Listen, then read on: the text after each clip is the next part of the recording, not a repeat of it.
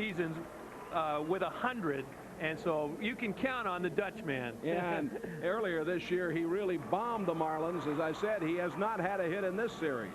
Now the pitchers for tonight's action here. It'll be Pat Rapp for Florida. He's 3-5.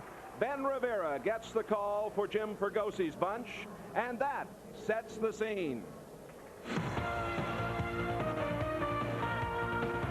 It's the Marlins and the Phillies, live from Veterans Stadium. Our game tonight brought to you by Great Western Bank and Great Western's family of companies, $38 billion strong. By Gatorade Thirst Quencher. Nothing quenches that deep down body thirst faster than Gatorade. By your Florida Toyota dealers. Toyota, I love what you do for me. By United Airlines. Come fly the airline that's uniting the world. Come fly the friendly skies. By your local Sherwin-Williams paint stores. The pros know. Ask Sherwin-Williams. And by Miller Lite. It's everything you want a beer to be. Here at Veterans Stadium, the Marlins and the Phillies, our national anthem, sung by the Villa Maria Academy here tonight. And a very nice evening for baseball, at least right now. There is a threat of rain, but it's 65 degrees.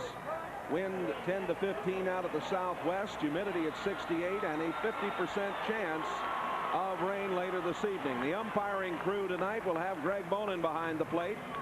Jerry Davis, Terry Tata, and Eric Gregg are here. The dimensions, it's 330 down the line, 371 to the power alleys here at the vet, and 408 to center field.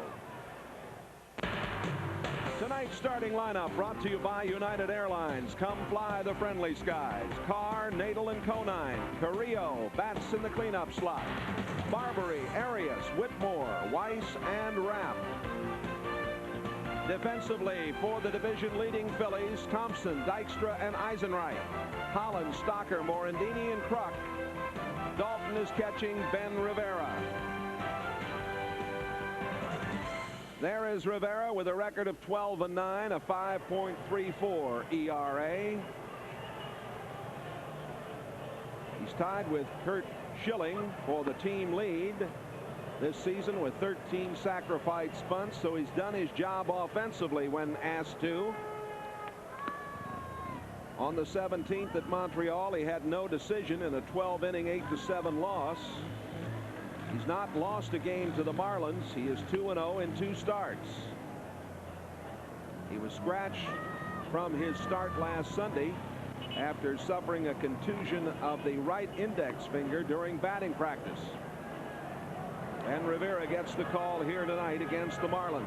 And the one thing that he has been struggling with has been his control as of late. He might be tiring a bit because this is really his first productive season as far as innings pitched. And he's done a good job for these Phillies, but he's struggled in his last 3 ball games that he's pitched in. He's got a good fastball. His out pitch is his curveball. He does have a change, which is at times a split finger. But Ben Rivera being counted on tonight to do the job for the Phillies. He came over from the Braves in the deal for Donnie Elliott in May of '92. A couple of scores to report to you. This afternoon at Wrigley, Chicago. Wind must have been blowing out. They beat the Cardinals. Detroit over Milwaukee 8-4. Chuck Carr steps in. Carr, who's batted .304 over the last week, .274 on the year, 41 RBIs, 4 home runs. The first pitch is high, ball 1. Ben Rivera, one of a long line of major leaguers out of the little city of San Pedro de Macorís in Puerto Rico. My gosh, why don't they just send scouts down to there? They don't need to go anywhere else. They send a lot of them down there. I can go down there. And right back to Rivera. 1 gone.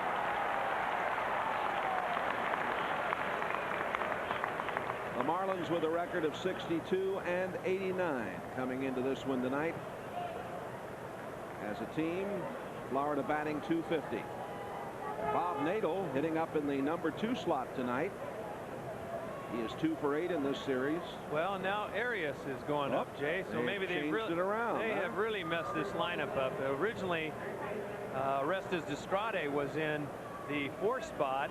And then, of course, Brett Barbary was batting second. Then they dropped him out of there, put Nadel up there, put Barbary in the 5th spot. And, boy, they've made all kinds of changes. So now Alex Arias batting in the 2nd spot tonight. All right, so here it is for Arias. 4 for 8 in this series. And he is 5 for 6 against Rivera this season. He's hit .275 over the last week. We'll change the lineup card again. Why not? Why not? Thank goodness there's erasers on the end of our pencils. I'll tell you, we've had it changed. What's this, the 4th time tonight? Yes, this is the 4th. Alex Arias batting in the number 2 slot. This change made right now, as far as we know. We have no word of it.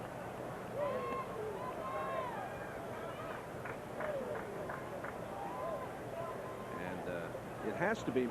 Now they're announcing the change, but it was my understanding they had to announce that before the lineups were presented, Gary. Well, I thought so too, and usually they put it up there on the scoreboard to at least make it aware for us. But I guess once the lineup cards are turned in, that might have been a last-minute change by Rene Latchman, listening to his coaches. You remember earlier, as Alex Arias walks, and that was when they put Bob Nadel in the 2nd spot. That was coming from Doug Rader in Chicago and seeing what maybe Bob Nadel could do with the bat in the 2nd spot. But Rene decided to alter it one more time, and Alex Arias is in there. And we can assume that Nadel is going to bat in the 6th spot. Well, we can assume that, but you can assume it, but it could be very well Darrell Whitmore that'll bat in the 6th spot, and Nadel will bat in the 7th. We'll have to wait and see. Here's Conine batting .295. Conine 1 for 8 in this series, has hit .313 over the last 75 games.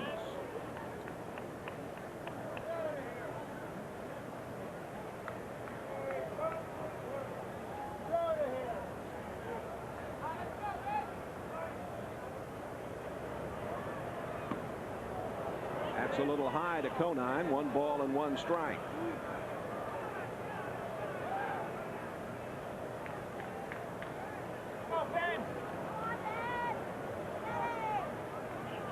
And we finally get word Nadel is hitting in the 6th spot.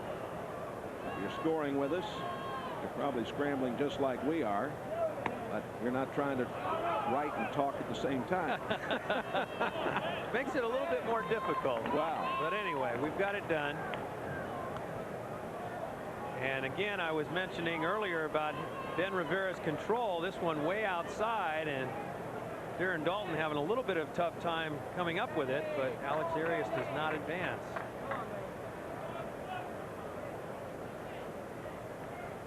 Two balls and 1 strike. 2-2.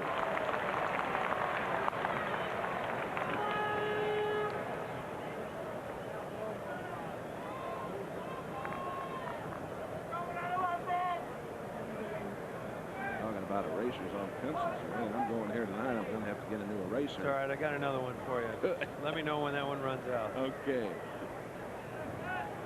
Conine fouls this out of play. Reminder for those of you who have maybe not been with us over the last couple of nights, Mariano Duncan serving the 3rd day of that 3-day suspension. He has not been in the lineup here, but will be available for action, of course, against the Atlanta Braves. Foul back. Yeah, he was taking extra batting practice a little bit today, and also he had the opportunity of hitting with the regulars, so he's getting ready for this weekend. And this foul tip right off the mask of Darren Dalton. All a part of the trade of wearing the tools behind the dish. Boy, what do you call them? The tools of excellence. Tools of excellence. They're not the tools of ignorance. No way. One of the prime spots on the field right there. You can see it all from there. The only player that's in foul territory. Conine. The 2-2. And down he goes.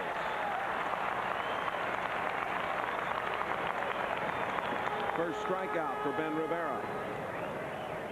He has struck out 9 this year. He did that at Cincinnati and at Chicago. And for a guy like Jeff Conine, who has really had an outstanding year and will probably end up being the runner-up to Mike Piazza from Los Angeles as the Rookie of the Year, he's hitting around 300, but one thing he'll be working on, I'm sure, for the future is to cut down on those strikeouts. That is 128 on the season. Strike one to Mateus Carrillo.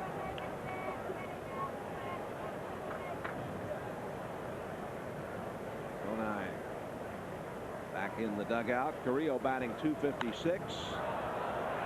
High fly ball into short left. Milt Thompson coming in, makes the play. No score after a half inning of play here at Veterans Stadium, Philadelphia. We head into the bottom of the first inning here at Philadelphia. The lineup's brought to you by United Airlines. Come fly the friendly skies. Dykstra, Morandini, Kruk, Hollins, Dalton, Eisenreich, Thompson, Stocker, and Rivera. Carrillo, Carr, and Whitmore in the outfield. Arias, Weiss, Barbary, and Conine on the infield. Nadel's catching, and Pat Rapp is on the mound tonight.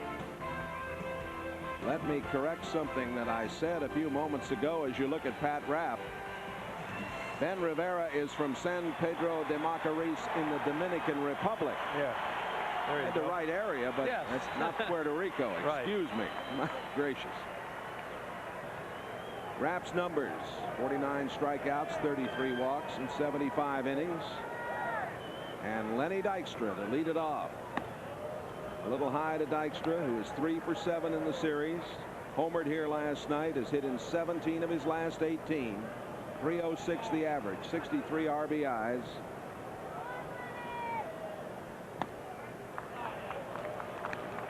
Two balls and no strikes to Dykstra.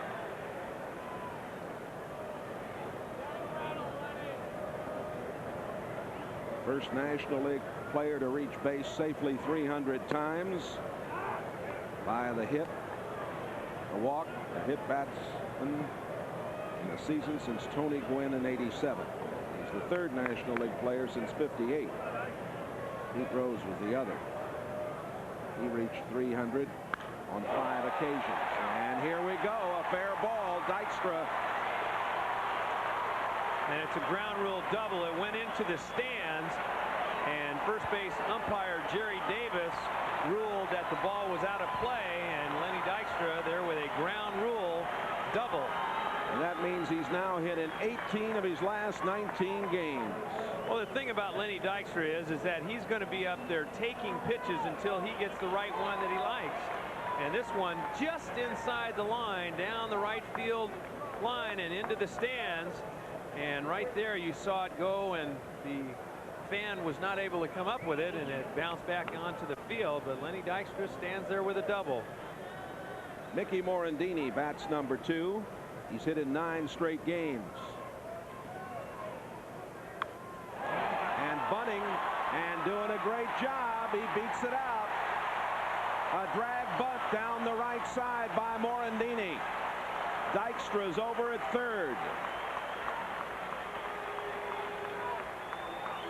And you know what, Jay, these guys can really taste the pennant, because Mickey Morandini, he's up there to advance the runner. Instead, he bunts and he gets it by Pat Rapp and is able, with his speed, to beat it out for an infield single, and at the same time advance Dykstra to third base. So really, when you're looking at it, he's doing his job, but is also getting on base at the same time. Believe me, these guys can taste this pennant right here at Philadelphia. John Kruk, the big man, batting .319. At double to lead off this inning, the 42nd of the year for Dykstra. Kruk batting .319. Dykstra now is just one back of Bichette and Hayes in the doubles race in the league. Kruk 5 RBIs in this series, 6 for 8 in the series. He had a 5-hit game against the Marlins earlier this year on May the 17th. And I confirmed that he did change his grip on the bat, and a lot of that credit is to be given to Dennis Menke, who made that adjustment for him. They were looking at videotapes, and now they're going to take the sign down that is draping over the center field wall there. Lenny, the NL All-Star MVP, and it's right in the sight of the pitcher and the batter, so they're going to have to pull that and get that out of play. And Lenny's going, yeah, that's right, I am the MVP, but he's talking to Larry Bowa about that. Well, he said in the paper today he's not worried about the MVP. No. He just wants, as you mentioned, they're very, very strongly wanting to get this matter over and win this division title. Here's a double play ball. The run scores. Dykstra comes home. No RBI for Kruk. Taylor made double play. But Philadelphia leads 1-0.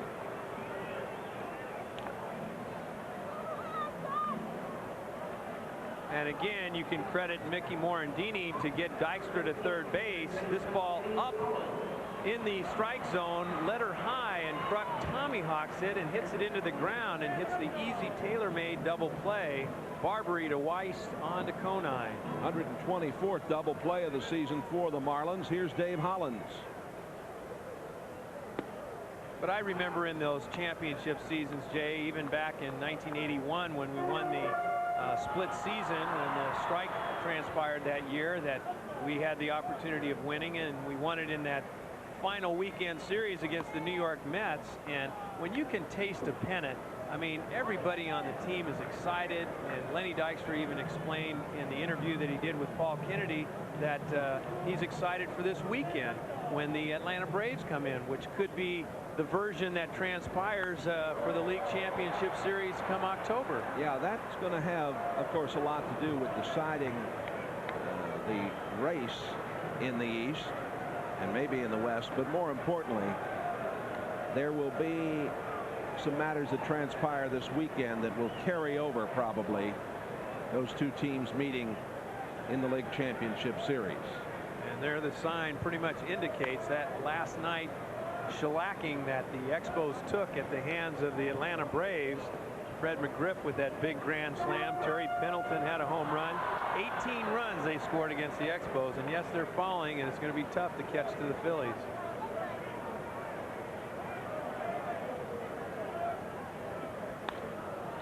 Down to Alex Arias. He throws on. Phillies pick up a run, lead it 1-0, and we'll return after this from Gatorade. The Phillies have taken an early 1-0 lead. A reminder, prior to the Sunday home games at Joe Robbie Stadium, lucky Marlin fan has the opportunity to grab for cash the Nations Bank $10,000 cash scramble. Up by a Nations Bank for details on how you can participate.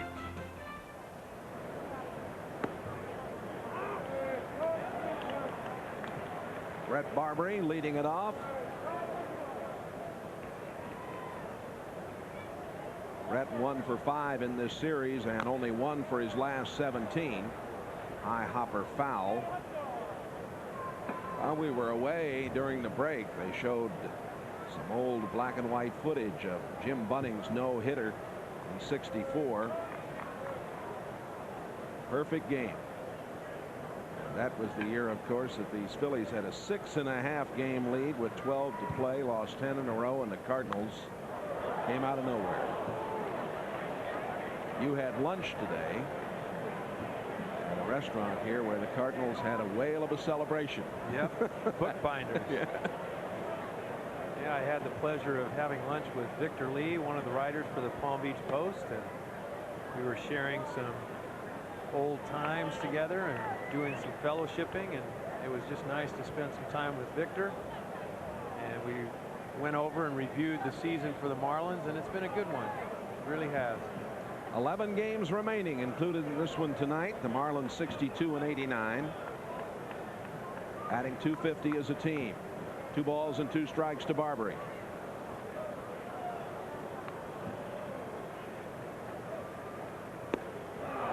And he strikes out.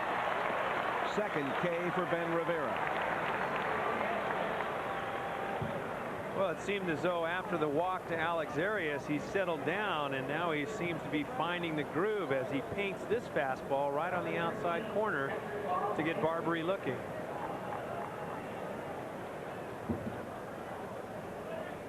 Bob Nadel batting in the 6th slot. 244 the average. 6 RBIs, 1 home run. Rivera doing a good job of getting those first pitches in there here in the early going. I kind of thought that maybe Terry McGriff would get a chance to play some. He was being called up and came up for September, but Rene Latchman going with Bobby Nadel. And you know, I'm not taking away from Bobby playing, because he's doing a great job filling in for Benito Santiago and getting an opportunity to play. A couple of hits last night, a double that drove in a run. And you know, when you call a guy up, you want to start planning a little bit for the future, and maybe Terry McGriff might be a guy that Rene Latchman might keep for the future. It's really great if you can carry 3 catchers, and not too many teams have the luxury of doing that. Yeah. Well, we saw McGriff as a pinch hitter in Pittsburgh back middle of September, and I remember he remained in the game for a couple innings, but I guess that's about all we've seen him. Right. 2 balls and 2 strikes. Nadel's hit in 4 of his last 6.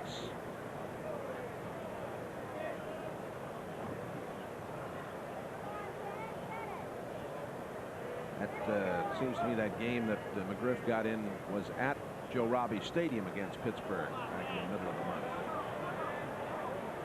And there he is.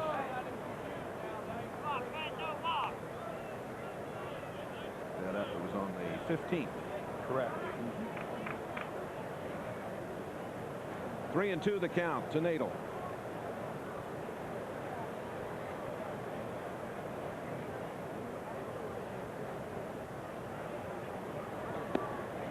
And the walk. Arias received a 1-out walk back in the 1st inning, and now the same thing happens to Nadel. 1 on and 1 out. And I guess that's one of the things that has transpired in Ben Rivera's last 3-4 ball games, is his inconsistency of being around the strike zone. And the one thing that Lenny Dykstra said he feared in these last couple of weeks is just if whether or not the pitching staff was going to be able to come through. Kurt Schilling had a big outing on opening night, and then of course Mike Williams had a strong outing last night. It was nice for the Phillies' sake to see Mitch Williams come in and pick up his 40th save for them. But they're going to have to really rely on their pitching down this stretch run. And if you were going to make a comparison, if the Braves do indeed win the West and the Phillies do indeed win the East, if there's going to be your pitching matchups, you'd have to say that it favors the Atlanta Braves. This is a spunky bunch of Philadelphia Phillies. They'll hustle, and they can make it tough. Oh, off Rivera. Ricochets out to Morandini. Makes the play at second to get the lead man. And once again, Darrell Whitmore hits the ball hard, but unfortunately it was right back at Ben Rivera, and it could have almost resulted in a double play, but it was Darrell Whitmore's speed that kept from the double play. But this ball he hammers right back at Ben Rivera, and he got a glove up on it, and it ricocheted to Morandini. He flipped on to Stalker, but Stalker realized right there that he didn't have a shot at Whitmore at first base. Bit of a tough break for Whitmore if that ball doesn't hit the pitcher. It's a base single knock up the middle. Here's Weiss.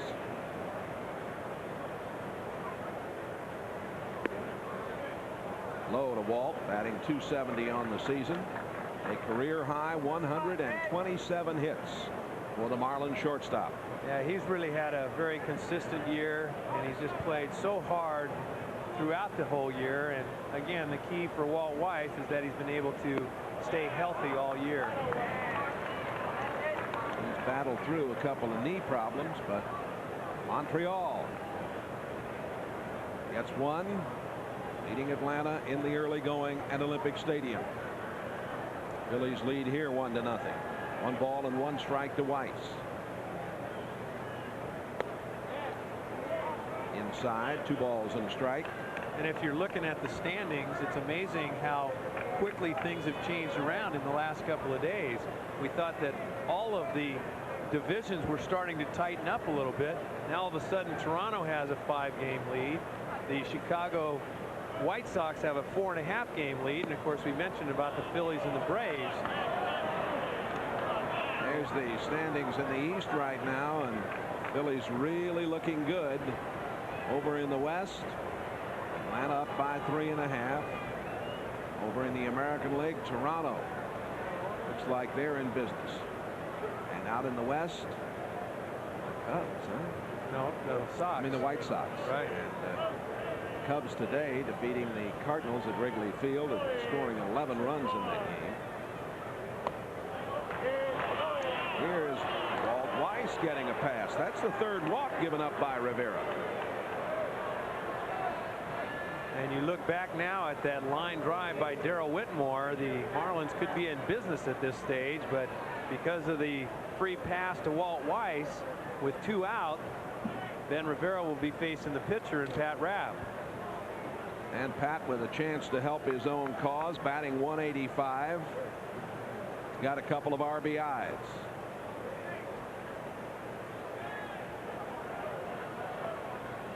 The runners, Whitmore and Weiss. Outside and low. And all of a sudden these fans are getting a little bit restless. The inconsistency that Ben Rivera is showing here. There's still no action down in the bullpen, but Darren Dalton on his way out to the mound. You know, and as I was saying in the opening, Jay, it's so important at this stage too, and Darren Dalton does this so well. He is a leader on the field. He's proved it with the bat. He's had back-to-back banner years, the first catcher since Johnny Callison to have back-to-back 100 RBI seasons, but he just does so much with his leadership in handling this pitching staff, and they rely on him a great deal. And that little trip to the mound was just to try and settle his hurler down.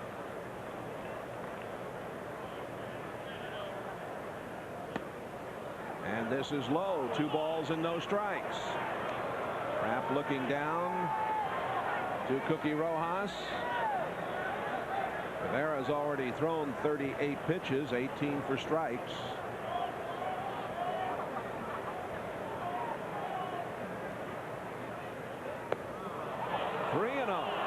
Wouldn't walk the pitcher, would he? Well, you've asked me that a few times, and we've seen it happen.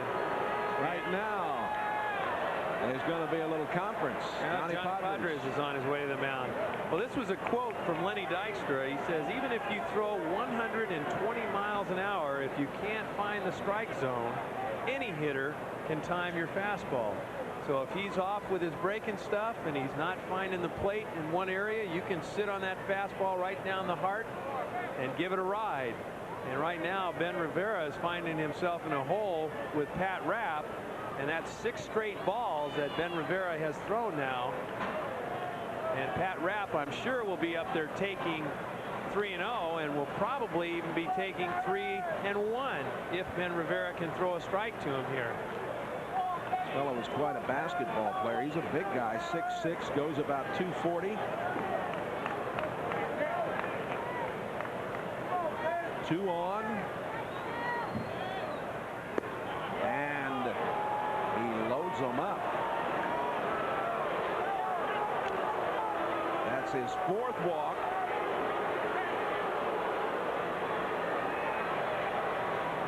The fans here are a little restless. Well, rightfully so. He's loaded the bases on walks, and we've said so many times throughout the course of the year how walks can come back to haunt you. And remember one game where there was a slew of walks and it didn't come back to hurt Ryan Bowen early on, but then later on in the game there was an inning where a couple of batters were walked and it did come back to haunt him. But here's a case for Chuck Carr to maybe try and come through. And after the applause here for him, he caught the inside corner with that one. And on a breaking ball too.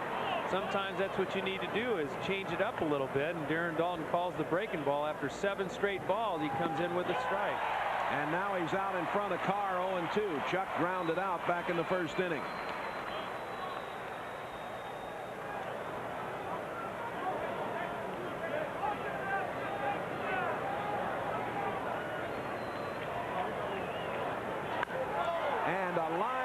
to Stocker. The Marlins strand 3. We'll be back after these words from Great Western Bank. Veterans Stadium in Philadelphia. Sunshine Network's presentation of the Marlins.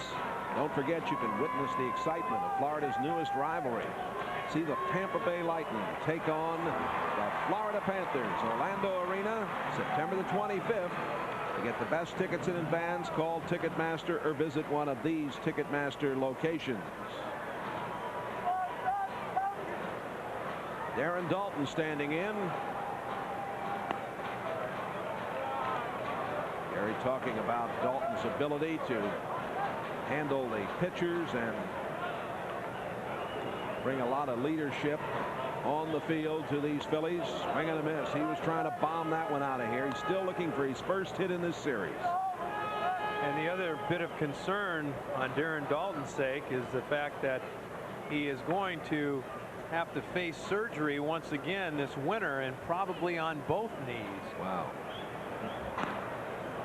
His bad knee has been his left knee, and he's been able to accept some of the pain that goes along with the everyday wear of what a catcher goes through, and that's something that I grew accustomed to with my right knee, but it was my left knee that started bothering me last year. The same thing is happening to Darren Dalton this year as Chuck Carr hauls in this fly ball by Darren Dalton, and now it's his right knee, so both knees are bothering him. And I was talking to him about the last 3 years of my career. I started catching on one knee, and I said, Dutch, don't be too proud that you can't go down on one knee and start saving yourself a little bit. And he said, you know, you got a point with that. He's got 4 more years left on this big contract of his, and I know he wants to be able to come through. Yeah, he's a tough guy, but it's a tough job. Here's Eisenreich batting .332. Strike at the letters. Eisenreich 1 for 7 in this series. He has hit in 16 of his last 21. Batted .354 over that span. That's inside. And of course his season average at .332. And we've made so many points about these guys that Lee Thomas acquired in the offseason that have solidified their bench, and on the most part Jim Eisenreich has played in a lot of ball games for these Phillies. And you talk about some veteran guys that have come through off the bench. This guy really has been a bonus for the Phillies. They have a great deal of experience on this team. 2 balls and 2 strikes to Eisenreich. Well, so many times when you see a championship team, Jay, you have to have some veteran players. You just can't really expect to win it all with youth. No. Doesn't happen very often. No. I mean, you can contend, but Montreal now leading Atlanta 2-0, and Atlanta batting in the top of the 2nd at Olympic Stadium, Montreal. Payoff pitch, foul back and out of play.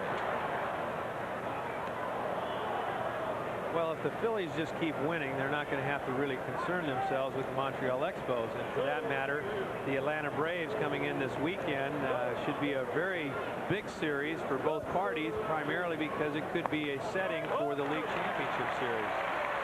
Pat Rapp gives up his first walk.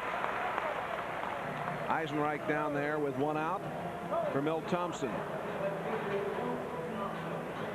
But what also was interesting of note, Jay, was there's a young fan there taking this ball game in.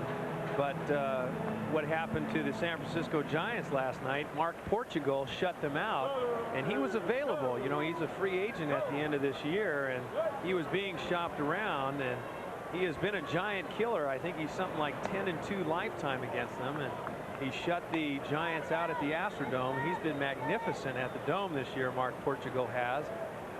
And the Giants just weren't able to put it together. Milt Thompson batting .258, .303 against the Marlins this season. That's high. 2 balls and no strikes. The Phillies, if they just go 5-6 the rest of the way, the Expos would have to go 11-1 to tie. Exactly. See, so the possibilities of that are so remote that you don't even think that there is even a chance. And I think that for the Montreal Expos' sake, last night kind of took the wind out of their sails. Really a blast from the Atlanta Braves, beating them 18-5. 3-0 the count. The throw over to first. Eisenreich, who's stolen 5 bases, gets back. There's the skipper. I know he and the club are happy to get home, have a day off tomorrow, and then it's the Cardinals, Montreal, and the Mets to finish the season. Strike on the outside corner, 3-1. Well, we'll see if Jim Fregosi shows his aggressive style of play, and see if he has Jim Eisenreich running here with this 3-1 count. He's going. It's foul back. 3-2. Well, usually when managers get their runners started 3-1, they're generally going to do it 3-2. So look for Jimmy Eisenreich to be running again. Bill Thompson, a pretty good contact hitter anyway. He's only struck out 54 times. Another toss over to first. Bottom of the second inning, and the Phillies leading 1-0.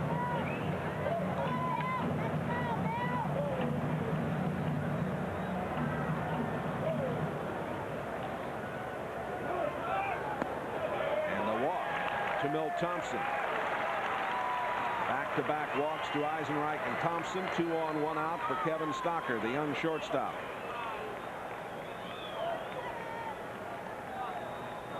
And so all of a sudden, Pat Rapp has lost a little bit of his consistency of being able to throw strikes. I talked with Kevin Stocker too, and I was asking him, Kevin, why have you been so successful here at the major league level? You were only hitting .233 when you were called up. And he says, I got so many guys that hit so great in front of me, there's no pressure on me. That .344 average, 2 home runs and 29 RBIs. I mean, he says he just goes out there and just plays and has fun. Well, he has been a very pleasant surprise. That's a strike on the outside corner. Stocker 1 for 7 in the series. Has hit in 29 of his last 36 games and batted .354 during that period of time.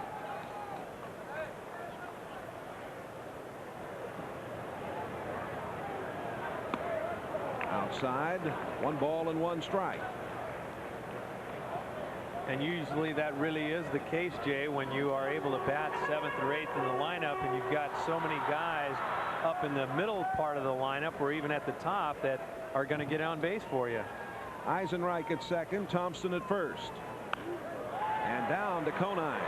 Goes to second. And that's all they get. Stocker reaches on the fielder's choice. Eisenreich goes over to third. Rapp now has thrown 32 pitches. 18 for strikes. Stocker hits this one right in the ground. It comes up on Conine a little bit. He makes the turn and fires to Weiss, and that's really the only play they had, as Stocker with some decent speed was able to avoid the double play. Big Ben Rivera batting 106. He's an imposing figure there at the plate. Yeah, but well, let's see how he swings the bat. He swings the bat, huh? 106 average ought to give you an indication, Jay. That's high. He might be a lunger. He is, big time. Watch him. He's imposing, there's no question, but when it comes to that ball around his bod, he's going to get out of the way of. Well, he hits it out there to Barbary. He throws on. That's going to do it. We played 2 innings at Veterans Stadium in Philadelphia, and the Phillies lead it 1-0 over the Marlins.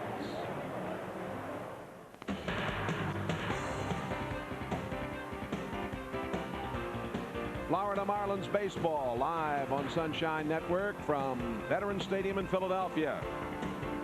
Phillies leading at 1-0. Alex Arias, Jeff Conine, and Mateus Carrillo due here as we move into the 3rd inning.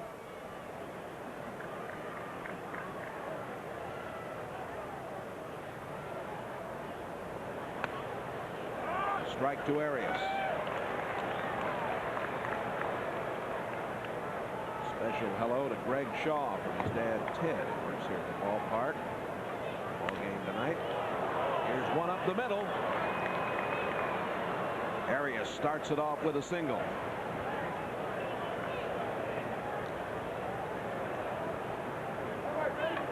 Pinson coaching over at first base. This is one of your basic AstroTurf base hits up the middle that rolls and rolls and rolls, and picked up a little bit of speed and on out into center field. So Alex Arias has his first hit of the game. Alex has been swinging the bat very, very well. Here's one into right field off the bat of Conine, and Eisenreich makes the catch.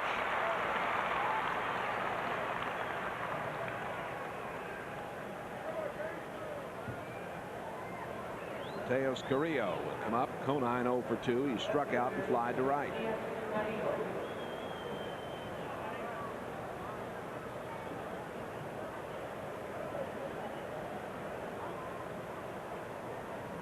Rio, the veteran out of the Mexican League, who has shown that he can handle the bat. Pops this one up. Hollins, and the throw to first. Out. Base running mistake by Alex Arias. Double play. 2.5 innings by the boards. The Phillies lead it 1-0. We're heading into the bottom of the third inning here in Philadelphia.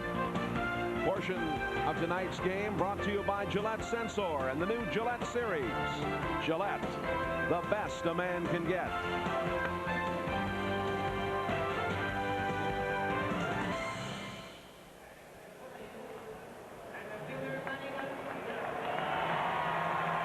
Send along a happy birthday to Curtis Stevens, listening tonight in Florida. Good to have you with us as Dykstra.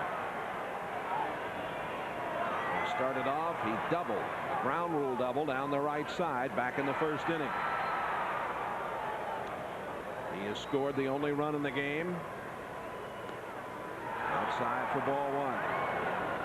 Well, getting back to that last little running mistake by Alex Arias, a hit and run play, the biggest thing, the key, the reason why he was double up was that he just wasn't looking back toward the plate, so he didn't know where the ball was. You see his head is straight forward, and look at the second baseman deked him, Mickey Morandini, and by the time he tried to retreat back and Dave Ollins's arm, he's able to get Alex Arias by a step. And he really had plenty of time to figure out what was going on. Oh, definitely. All he has to do is look back and see what the hitter is doing. And Matias just didn't hit it a great distance in the air. And Hollins hauled it in and then made the strong throw across the diamond. So just a little bit of awareness could have maybe avoided that double play. You talked about how strong Hollins' arm is. He can really rifle it, can't he? He sure can. 2-2 the count to Dykstra.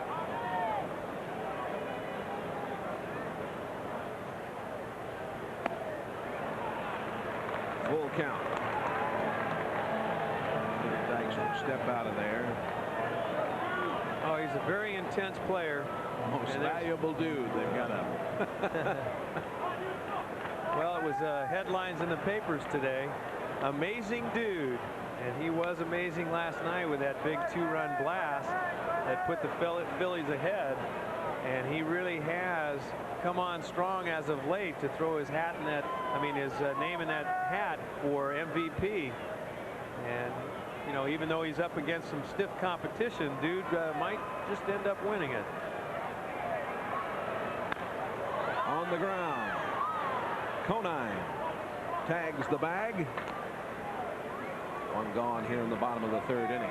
See, I like your theory that you said at the top of the show. You said Griff and Justice and Gant are all going to be taking all the votes away from each other, and it's going to end up being Lenny. I think there's a good chance of that. I believe so. When you got three guys on the same team, and then, of course, Barry Bonds faltering as he has, Lenny Dykstra, if he keeps on, he could very well end up winning it. Morandini, who bunted his way on in the first inning, grounds out 4-3, and quickly there are two gone.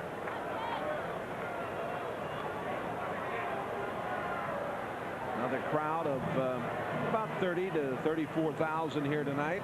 Maybe a few more than that. The deck is got a lot of folks. Big pennant. Well, they're thinking it in this town. Oh, they can taste it. Kruk hit into a double play back in the first inning. He has mashed the Marlins all season long. Double play, though, came at a very nice time. And Rapp was able to pitch out of the inning after the first two had reached, giving up only 1 run and 2 hits. 1 ball and no strikes.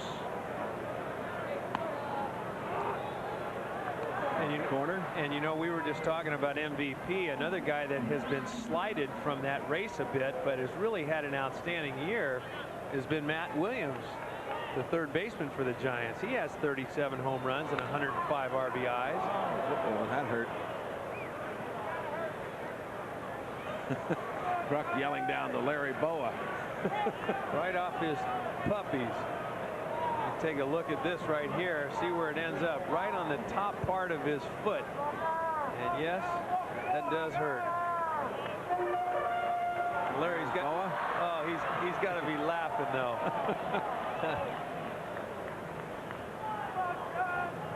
And there's Mrs. Kruk. What is wrong with my big boy? Oh my gosh. Is he okay? Goodness. He'll get a little TLC tonight. He's all right. Bo's talking with the third base umpire, Eric Gregg. But he's pretty loose here tonight, huh? It sure seems that way.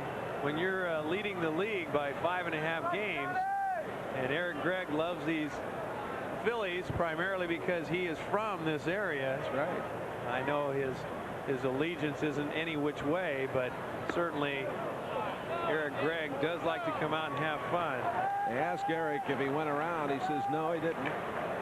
And that his wife, John Kruk, is the former Jamie Miller, and John Kruk goes on this one but is able to hold up. Now we've seen on a few occasions that being called. Payoff pitch coming.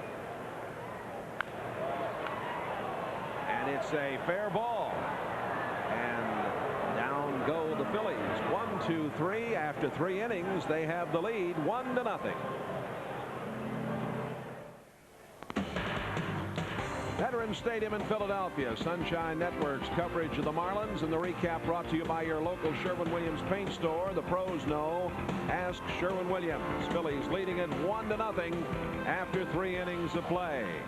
Brett Barbary hits the first pitch high into the air, out into short center field. Dykstra is there. And Barbary's 0 for 2. He struck out in the second. He flies out to center here.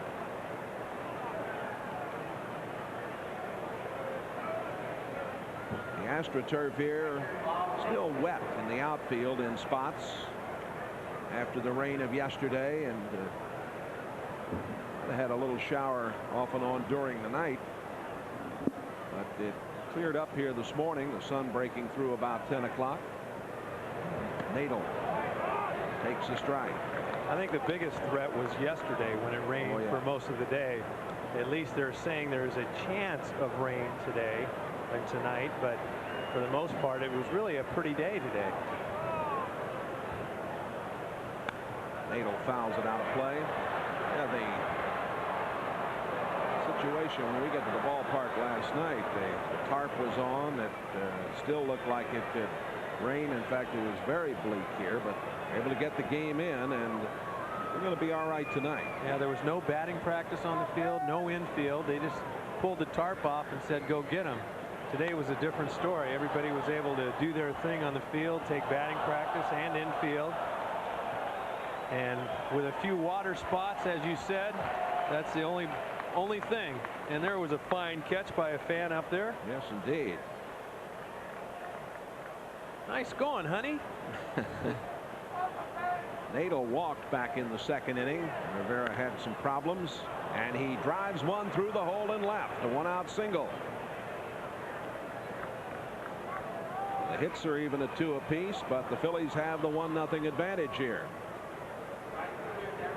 And Nadel did a good job with that timing mechanism and that leg and staying back a little bit longer on this breaking ball and finding a hole between Hollins and Stalker and on into left field. Bobby Nadel continues to hit well in his time of this opportunity that Santiago still has that bruised hand. Whitmore lined right back to the box. Ball bounding off Rivera over to the second baseman, and he threw on to second on the play, so Whitmore reached on the fielder's choice. That hot shot back at the box. 1 ball and no strikes. You know, Dalton got a little bit of a round of applause for this stop, but he really went after it incorrectly. You'll see he tries to like backhand it here, and the ball comes up, and he was just lucky that the ball stayed in front of him. He corralled it there at the end, but you see how he backhanded it? If he has his glove around the right way, that ball falls right in front of him. Nadel is running, and he is safe. Pulled off the bag, got back his first stolen base. And surprisingly, Bobby Nadel going on that, and surprisingly that Darrell Whitmore did not run. I mean, did not swing, because you would have thought it might have been a hit and run, but it was maybe a straight steal. I got to believe it was a hit and run. Yeah, and I think just Whitmore missed it, and Bobby was a little bit surprised that he got in there easily as he did. But that's his first stolen base, and I believe it's his first major league stolen base. He was really chugging, wasn't he? He was going full bore. If there was a locomotive that had steam coming out of it, that was Bobby Nadel. He didn't look like the little engine that could, I'll tell you that. I remember reading that book. Sure. Who didn't read that book? I don't know. I know I did. A little engine that could. 2 balls and 1 book. strike. 2-2.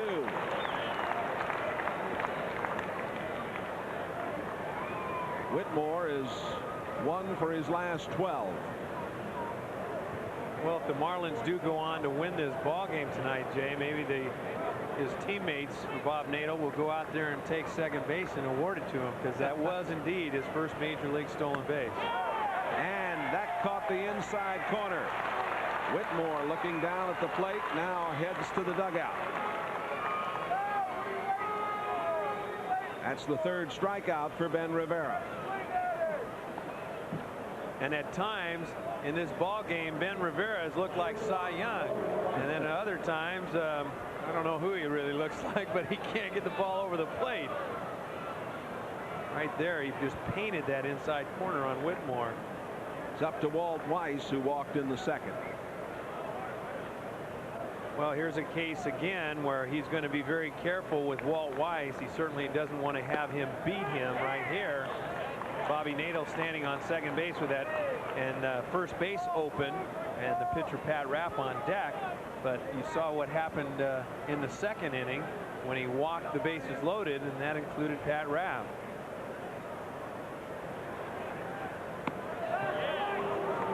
Just inside, 1 ball and 1 strike.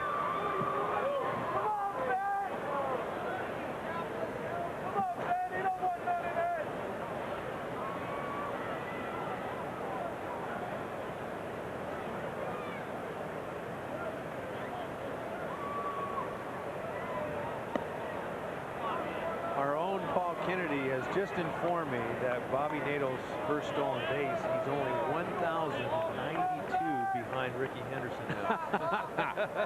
I'm grateful you came up with that, Paul. Oh gosh, what a comparison. 2 balls and 1 strike. Weiss hits it down to first base. Kruk gets to the bag. Marlins strand a runner. 3.5 innings have been played, and the Phillies have the lead, 1-0.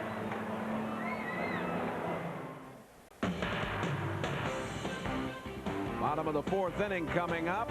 Philadelphia leading. Don't miss the excitement of Arby's Pop Fly contest each Wednesday at JRS. A lucky fan will have the chance to catch pop flies to win delicious Arby's prizes for selected stadium sections.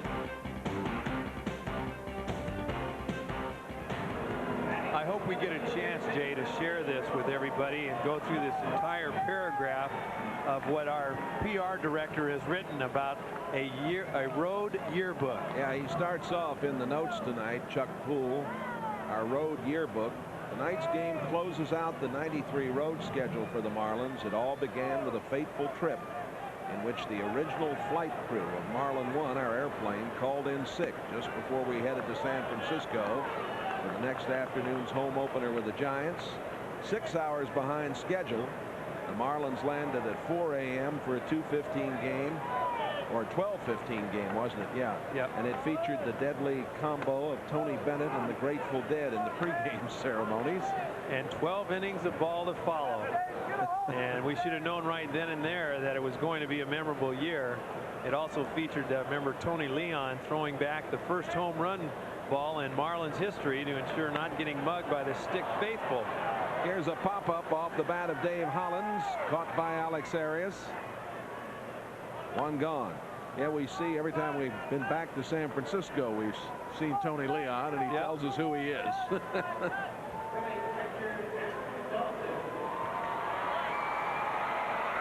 There's some more notes that Chuck has put together, and we'll let you go through them here a little bit and have some fun. Darren Dalton flied to center field back in the second inning. And a hot shot to Conine. He makes the play nicely, and Dalton is out number 2. Conine handling that hot shot, skipping down to him. And a hot shot off the bat of Darren Dalton, but right at Jeff Conine, and he takes it on his side and then makes the unassisted play. And Darren Dalton still hitless, Jay, in this series. Eisenreich walked back in the second inning. He bats with 2 gone. We're in the bottom of the 4th. And here quickly, the snow in Denver that knocked the fish off of CBS. Yeah, they were supposed to be the primary game that day on a Saturday, where we got up and it was snowing. Yep. But because of the late start, because of the snow, CBS changed their mind and brought in another game. Eisenreich singles with 2 out. And that happened the other day in Denver, where the Astros were snowed out of a game and had to come back and play a doubleheader the next day. That's right. Bill Thompson will come to the plate. Both Eisenreich and Thompson walk. There's Chuck right there on the left. And I'll finish some of these things. Doug Rader getting the first thumb, being the first one to be kicked out of a game, and Walt Weiss going 3 for 4 after fixing his dad's flat tire in New York in May. The Suns and Marlins sharing elevators at and autograph hounds in Chicago in June. Mitch Leiden homering in his first at bat in the same series, the one and so far only rally from behind in the 9th in June versus the Dodgers. Hit on the ground out to Barbary. And we'll get to the rest in the future here as Thompson grounds out. The Phillies still lead 1-0. 1-0 here in Philadelphia. 1-0 here in Philadelphia. Florida leading it. The out-of-town scoreboard brought to you by Gatorade for that deep down body thirst. Chicago over St. Louis. Montreal is leading Atlanta. New York and Pittsburgh tied up in the 5th. LA over Cincinnati in the 4th, and San Francisco and Houston are scoreless in the 3rd. Pat Rapp slashes 1 foul to start it off as we move into the 5th inning. Rivera threw 43 pitches in the first 2 innings. In the last 2, he's thrown only 18. Well, here, let's finish up on this. After Mitch Leiden's homering, and then of course the comeback in the 9th against the Dodgers. Bleachgate, which is like Watergate after the loss to the Mets in July. That's when they had the problem where Brett Saberhagen threw the bleach on as Rapp strikes out. It is strikeout number 4 for Rivera. And let's go to more scores, and we'll get back to chronologically looking at this season. Detroit 8-4 over Milwaukee, and Cleveland 2-1 over Baltimore in the bottom of the 5th. In the 4th, Minnesota shutting out New York. Boston leads Toronto 2-1, top of the 4th inning. Back to Chuck Carr, top of the order. He's grounded out and lined out. Carr hits it quickly down there to Kruk, and Kruk gets to the bag in time. I think he's still hobbling a little bit. He's from not that. happy. No, he's not happy. Well, he didn't field it real cleanly, and by the time he looked up, Chuck Carr was sprinting down to first base and actually made the play close at first base. The Mountain Man is not pleased with his performance. Here's Alex Arias. He's walked and singled.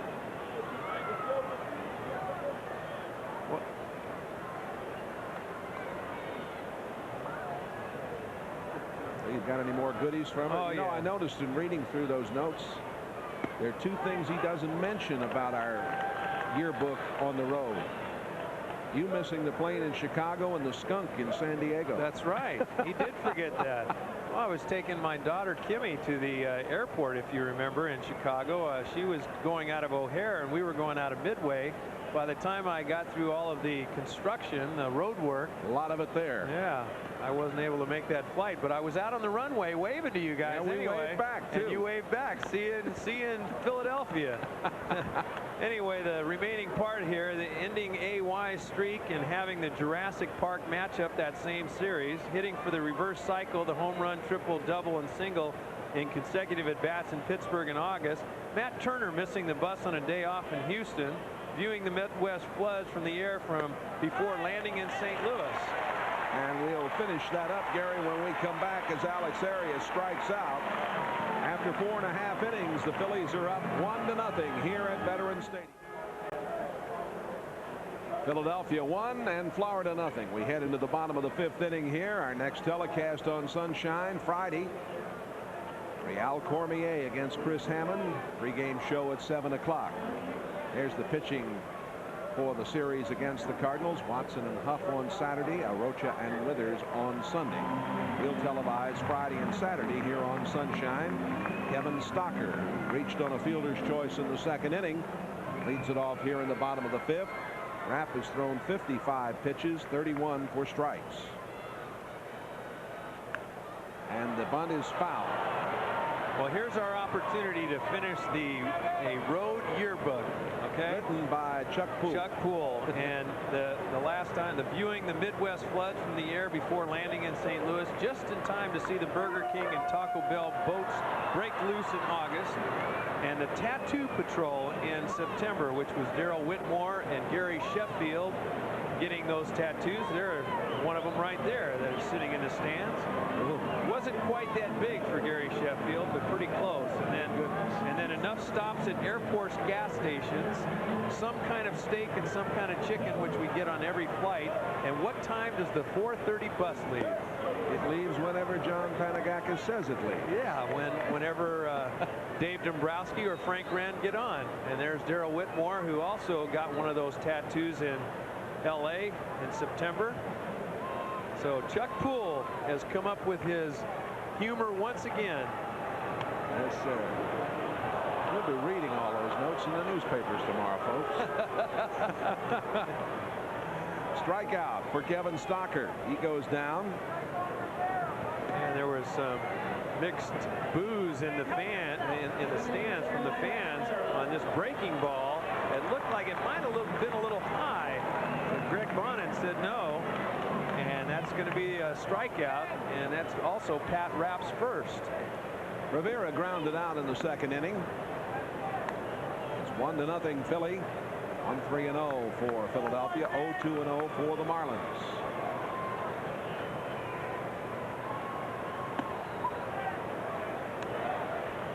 Two balls and no strikes.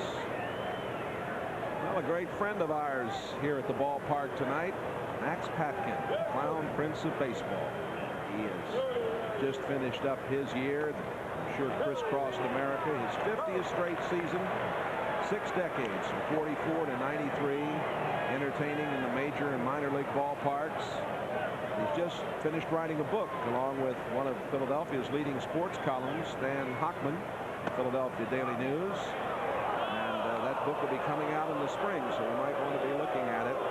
Max Patkin, one of the great entertainers in the world of baseball, the Clown Prince. Good to see him here tonight. 3 balls and 1 strike.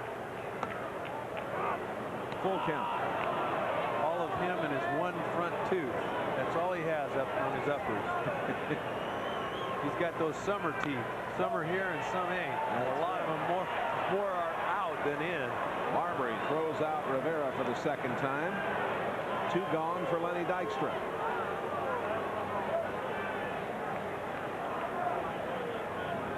Talking to Brett today, he and a couple of the other players, Ryan Harvey, were heading out to do some special shopping. Oh, really? Yeah. For? I'm not allowed to say anything more than for some of the other boys here. I think there might be up to some more shenanigans for the plane ride home. I think there might be. Beautiful. How do you look in a dress? Oh, those kind of dresses, huh? I don't know. I just heard that. Oh, maybe they were heading out to get some gear. Well, maybe this last road flight home should be very entertaining then for us, Jay. Who knows? Dykstra has doubled and grounded out.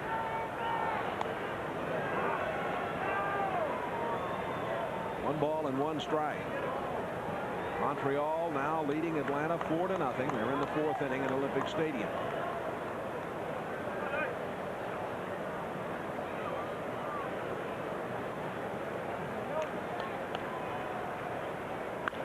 Dykstra on the Conine. Gets to the bag. Phillies go down 1-2-3. We have played 5 innings at the vet. We'll be back after this from United Airlines.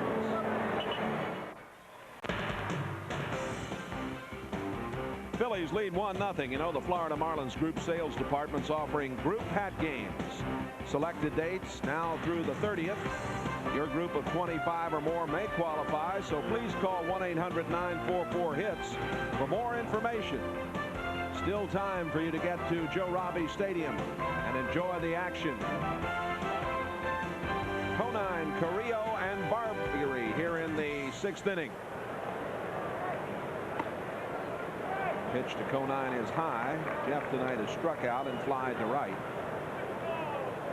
Rivera in the last 3 innings has thrown only 26 pitches, and 21 of them have been for strikes. He has had no walks over that period of time. He had some control problems back in the 2nd inning. Since then, he has righted his ship. He has a count now, 2 balls and no strikes to Conine.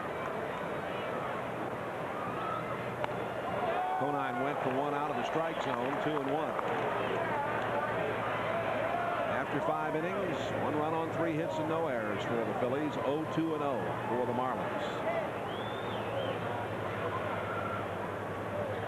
Big Ben Rivera out there on the hill. Foul back, 2-2.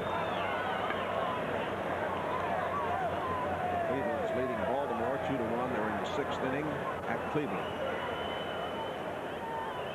Minnesota 4-0 over the Yankees in the 5th.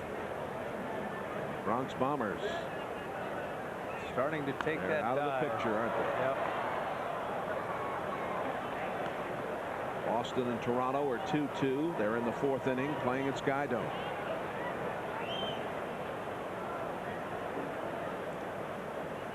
Kansas City's at Oakland later. And down he goes. Conine mesmerized on the off-speed pitch. That is the 6th strikeout for Rivera. He struck Conine out twice.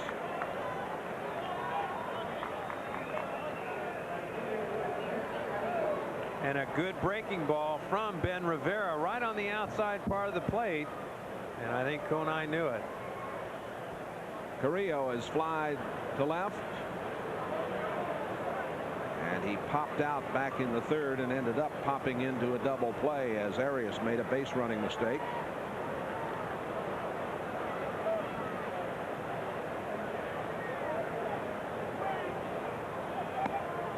That's low. Well, we talked last night about Galarraga's chance of winning the batting crown, and he had a big day again yesterday. Sure did. 4 hits. Beginning to look like he's going to do it. But don't count out Tony Gwynn and his quest for if in fact you know, he can come back and play. Right. Well, sure, they don't want him to do anything that would damage him physically. No, but there is speculation, though, that he will be back for the weekend series against the San Francisco Giants. Here's a long one to the right side, going back and caught. And now it's away from Eisenreich.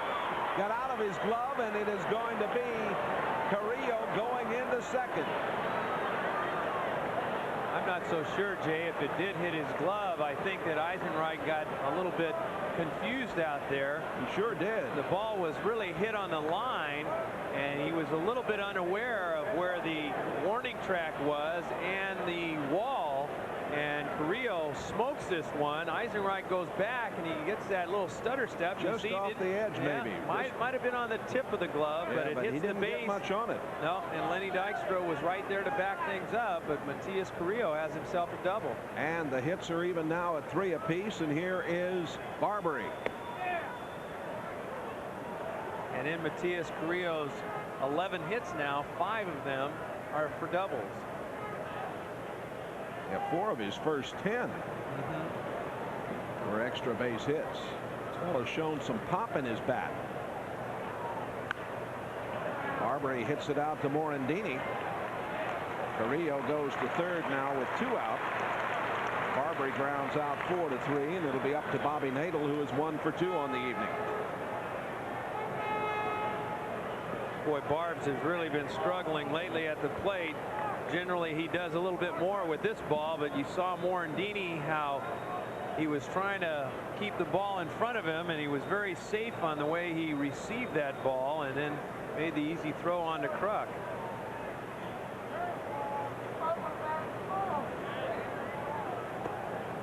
Low to Nadel.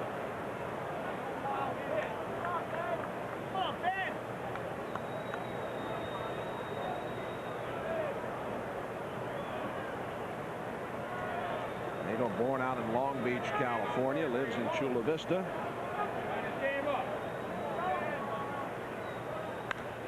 Pops it up to the right side, out into short right field. Eisenreich coming on, makes the play.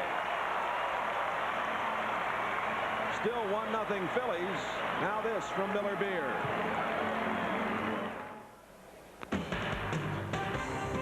Heading into the bottom of the 6th, the Phillies up 1-0. Portions of tonight's game presented by the new Dodge. See the new Dodge at your local South Florida Dodge dealer.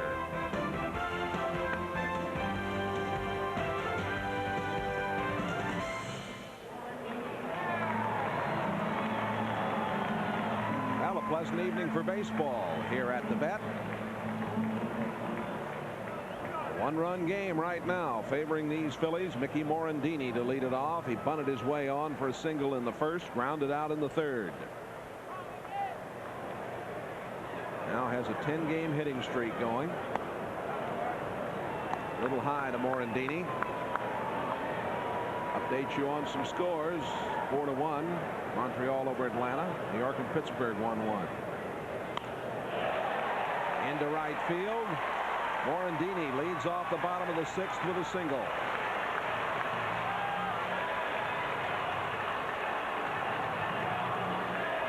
LA leading Cincinnati 3-1, top of the 5th.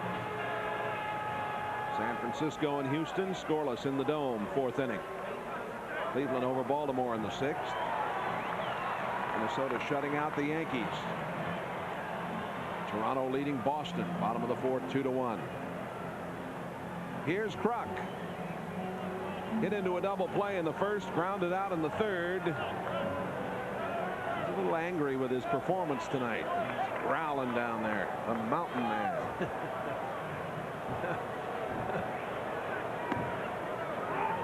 Strike at the knees.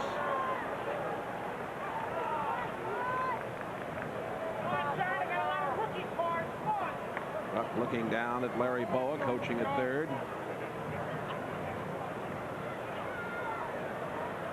Oh, how many packages of gum do you think he has in his mouth? Good question. Gets by Morandini. Had a little thought about maybe trying to make it to third, but held on out there. Well, this ball in the dirt, I think, even hit the front part of the plate a little bit because the ball came up and hit Bobby Nadel in the mask. And right here, you'll take a look at this tough pitch, and it comes up and hits Bobby in the mask and goes all the way back to the backstop. And Morandini rounds very hard, thought about third, and then put on the brakes and headed on back. Now John Kruk's job is to try and advance Morandini over to third base. And this is when Kruk is tough. 1 ball and 1 strike. Strike on the outside corner. Good pitch from Rapp. Here's Larry Boa.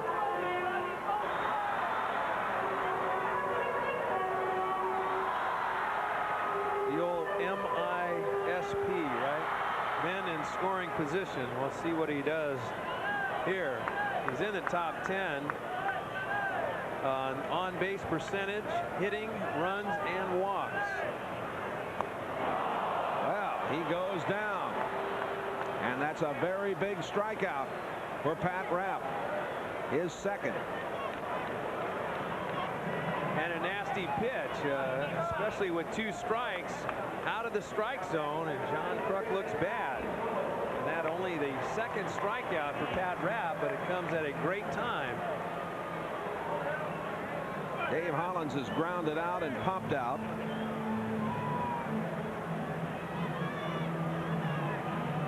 This fella's had a fine year, despite the fact that he had to be on the DL. A little low. Hollins, 26 years of age, out of Buffalo, New York. That last pitch was charted at 89 miles an hour, and of course Bob McClure, the original Marlin left-hander, is the one doing the charting. Bobby's still coming on these road trips and being able to throw batting practice and then doing the charting during the game. Said he's really enjoying it.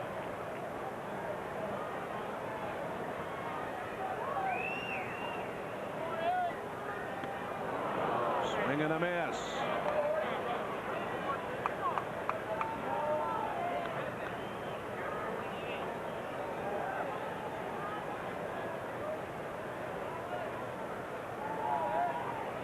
Pat Rapp has had some back problems. Certainly slated to be one of the starters next season.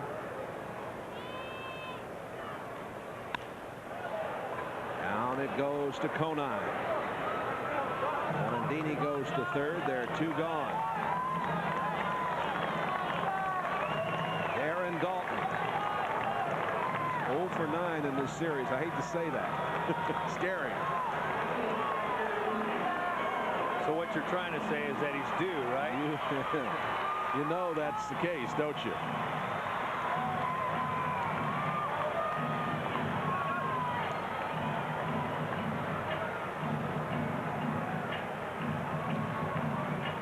Rapp has pitched very well with men on base. He got out of that first inning jam, allowing the run. Since then has handled it very well. This is foul.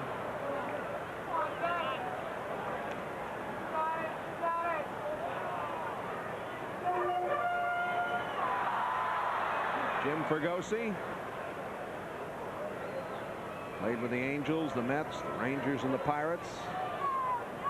From San Francisco. Replaced Nick Leyva here.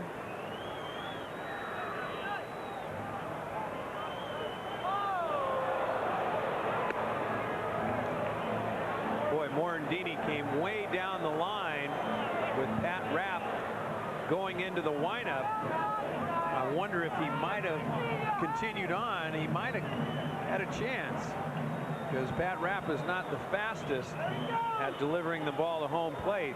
This time he looks at Morandini before coming home. And the off-speed pitch hit out to Barbary. Throws on in time. And it is still a 1-run game favoring the Phillies after 6. Here on Sunshine, live from Veterans Stadium, Marlins baseball. The recap brought to you by your local Sherwin-Williams paint store. The pros know. Ask Sherwin-Williams. Phillies scored in the first, and that has been it. They've out-hit the Marlins 4-3. Rivera with 6 strikeouts. The Marlins have left 6. Dykstra doubling and scoring in the first inning. And Darrell Whitmore will lead it off as we move into the 7th inning here. Rivera, over the first 6, has given up 3 hits and no runs. He struck out 6, walked 4. 82 pitches up to now, 49 of them for strikes. Whitmore lined back to Rivera. Ball ricocheting out to Morandini. Made the play at second on the force. Whitmore reaching on the fielder's choice, and then Darrell struck out in the 4th inning.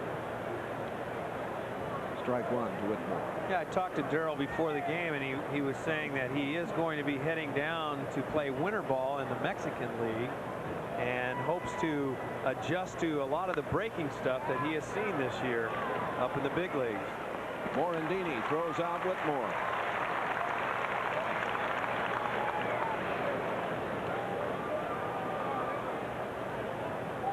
And there once again was a breaking ball to Whitmore, and Morandini stays with it. And what a job Mickey Morandini has done at second base. He is second among National League second basemen in fielding percentage with a .991 percentage, only 4 errors and 470 chances coming into tonight's game. Walt Weiss has walked and grounded out. Nigel Wilson has come out on deck.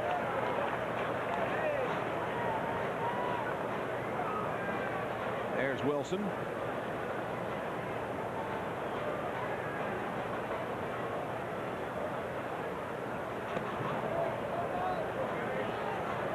And down in the Marlin bullpen, the Colonel, Joe Kling. So that looks like it's going to be it for Pat Rabb. Wow. And a good performance by Pat here tonight. 6 innings of pitching, 4 hits and a run. Struck out 2, walked 2. Through 79 pitches, 47 of them for strikes. 2 balls and 1 strike to Weiss. Getting late here, 7th inning. 1-0 Phillies. 3-1.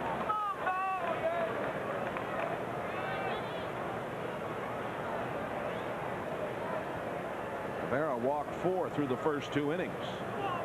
Hasn't walked anybody since.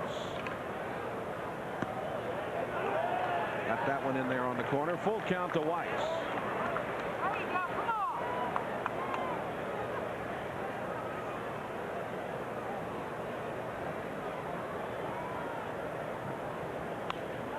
And out into left.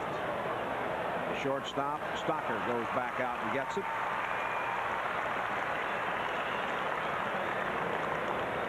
Two gone for Nigel Wilson.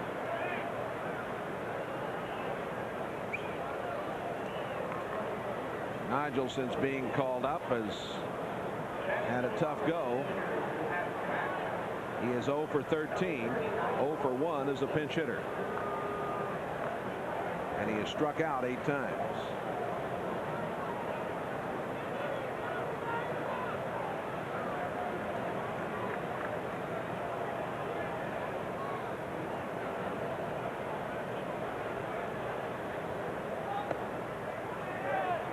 Inside for a ball. You know, there was hopes that Nigel Wilson, when he was called up, was going to get somewhere around 100, maybe 125 at bats in this last month, but a strained quadriceps muscle has kept him from being able to play, and now really just being used in a pinch hit role, still looking for his first major league hit.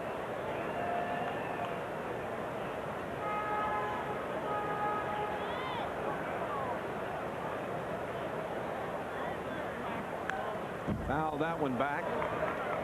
2 balls and 1 strike.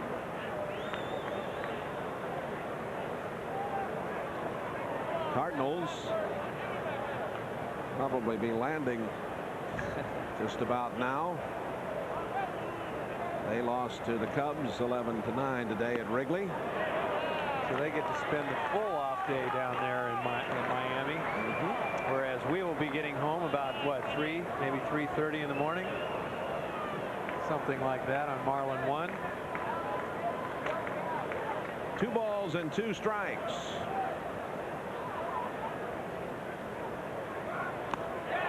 Wilson strikes out. Strikeout number 7 for Rivera. Phillies lead 1-0.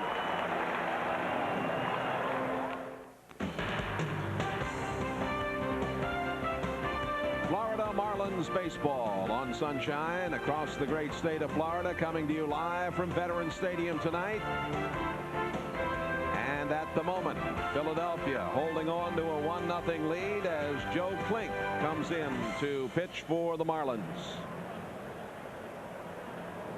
He's 0-0 against Philadelphia.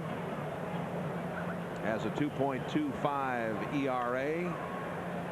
He's been in 6 games against them and pitched exactly 4 innings, given up a run.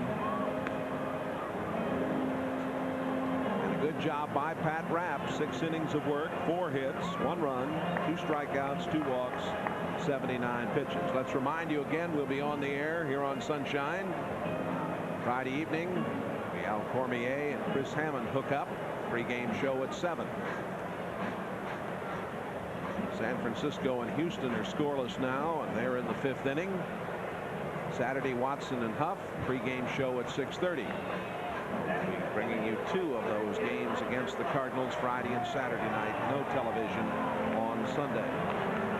Klink to face Eisenreich, Thompson, and Stocker. Bottom of the 7th inning. Eisenreich was walked and singled.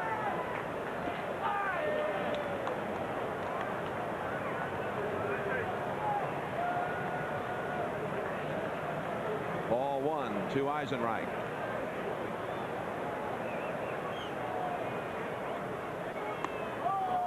And that's inside. 2 balls and no strikes. Roger Mason for the Phillies, loosening up.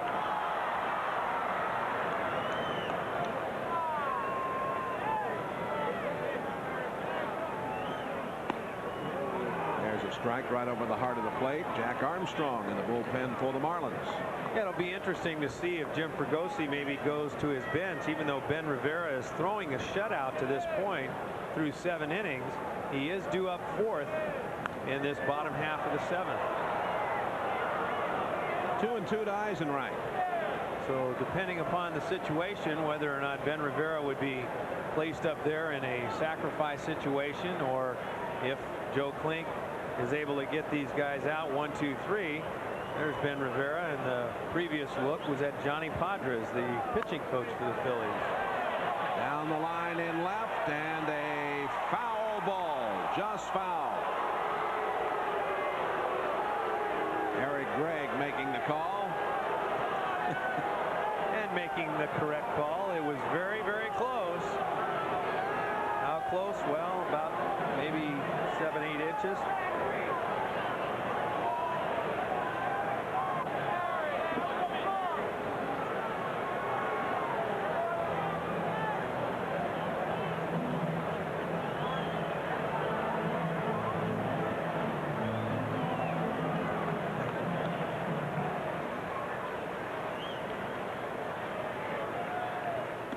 The curveball is outside, 3-2.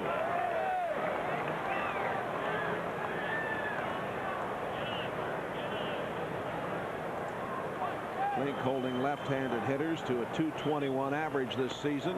Did he go around? No, says Eric Gregg, and the walk to Eisenreich. So that will not make Rene and Marcel Latchman happy. Klink comes in and walks the leadoff man here in the 7th. And you see what Jim Eisenreich did. He did look like he held up, but then he headed on down to first base and didn't even look to Eric Gregg to see if he was going to indeed maybe make the strike call. He just flipped his bat away and started heading down toward first base. And then Eric, seeing that he was halfway down, then gave the safe sign that he did not go. Milt Thompson has walked and grounded out. Klink having a little trouble with his control. 1 ball and no strikes to Thompson.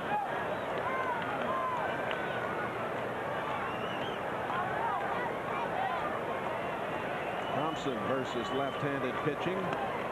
Batting only .185, 1 strike. Nate Jorgensen scores. Montreal 5-1 over Atlanta. San Francisco and Houston are scoreless. Baltimore and Cleveland tied in the 7th. Minnesota leads New York in the 6th 4-1. Fouled at the plate.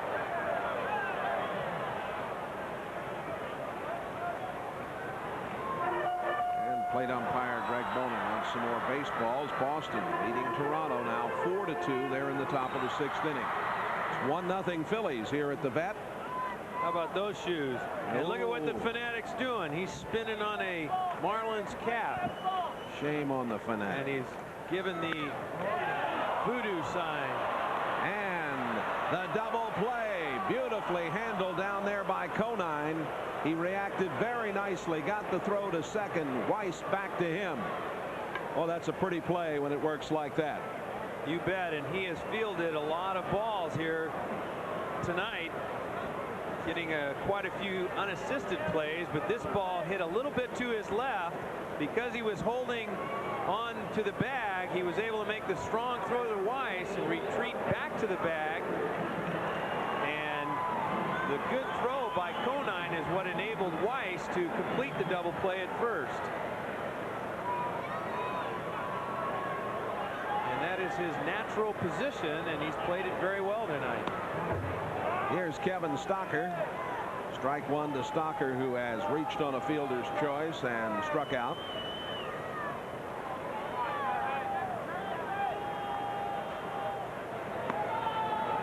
That's low. 1 ball and 1 strike.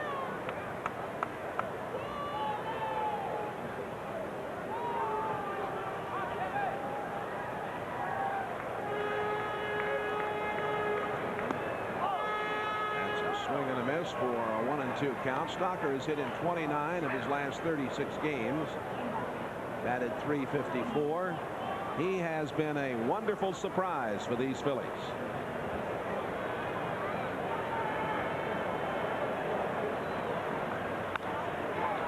Out to his counterpart. Weiss throws on. 7 innings have been played. Phillies hold on 1-0.